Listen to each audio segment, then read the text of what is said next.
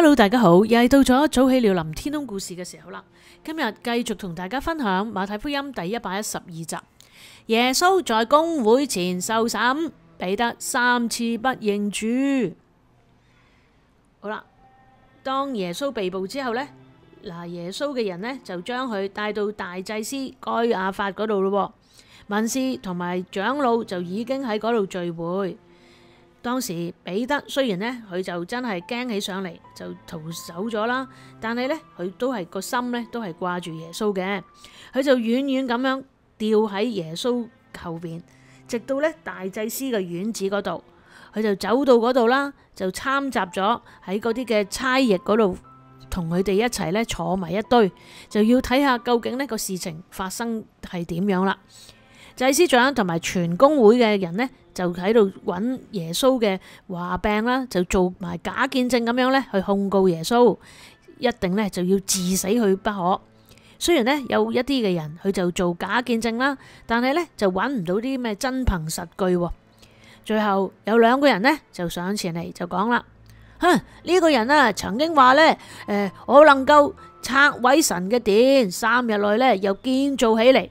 但係呢，佢哋就誤解咗耶穌嘅呢係指佢點樣呢為人嘅罪呢係捨去佢嘅生命，然後呢3日之後呢復活，其實係指緊呢樣嘢，但佢哋又唔明白，於是呢就拎呢樣呢就當佢係點樣拆毀聖殿啦。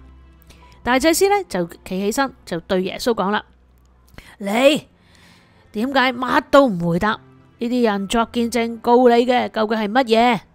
於是呢耶穌都唔答佢，唔講嘢。呢個大祭司見佢咁耐都唔答呢，於是就自己諗下點樣呢令到佢非答不可。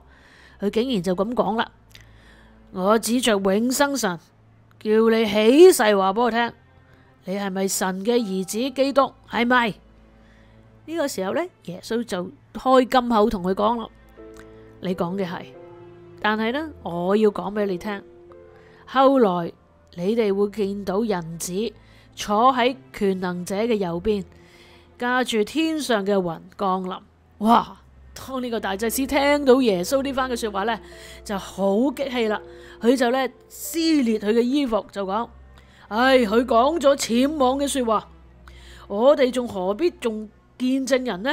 呢啲僭妄嘅話，而家你哋都聽見啦。你哋究竟有咩意見？佢哋講聽到嘅人呢就話啦，佢係該死嘅。於是呢，佢哋仲吐口水喺耶穌嘅面上，仲用拳頭砰砰砰咁樣打佢，亦都呢有用手刮咁呢噼里啪啦咁樣就打耶穌嘅面，就講啦，基督啊，你係先知，話俾我哋聽，打你嘅係邊個啊？話點解佢哋會咁做呢？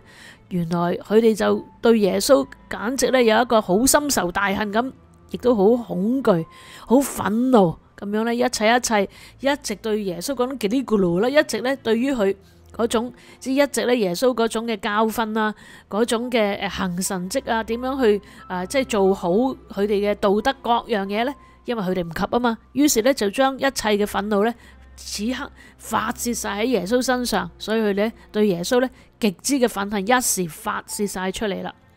因為佢其實佢哋咁樣做啊，佢先至係真真正正褻瀆緊上帝啊！但係佢哋一啲都唔知道，就係咁樣，佢哋對耶穌嗰種嘅侮辱係盡情咁樣去發洩出嚟啦。呢一切都放喺彼得身上，佢而家係睇到一切。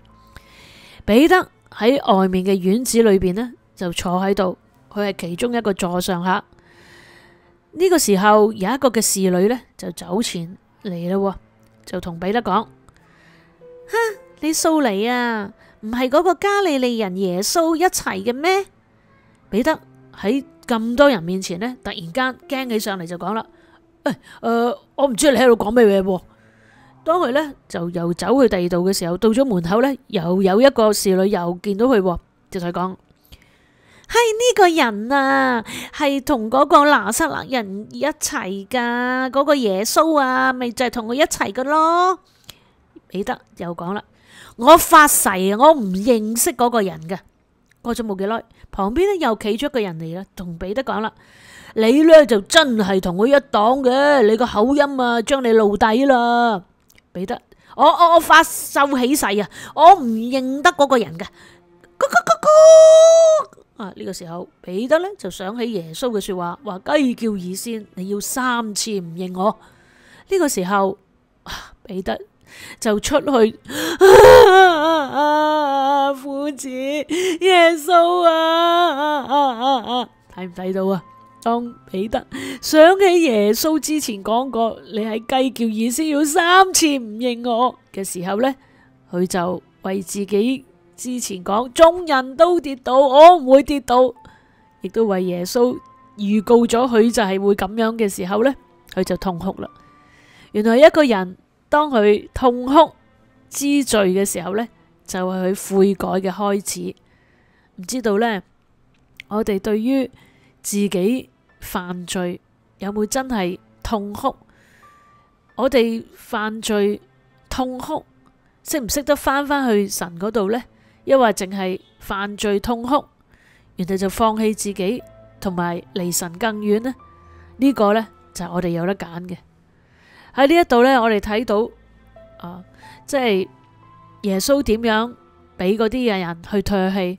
我哋又睇到彼得眼白白睇到夫子一步一步俾人去侮辱，人性嘅反應就係彼得都好驚被牽連。但係當佢否認主嘅時候，佢又諗翻起主點樣睇到自己去否定主，佢嗰種嘅痛苦，嗰種睇到自己原來係幾咁不濟嘅時候，佢就係痛哭，佢好想主唔好放棄佢，所以佢嘅痛哭就係佢能夠翻主嘅第一步，去翻主嗰度嘅第一步。我哋又點呢？如果我哋任何一個人喺一啲極大嘅壓力底下，或者一啲試探底下，我哋遠離咗主，我哋又有冇真誠嘅痛悔，以致我哋能夠翻返去主嗰度，信得過主會要翻我哋呢？如果係咁嘅時候，恭喜你，呢個嘅真誠嘅悔改，主一定會要翻我哋噶。好，今日嚟到呢。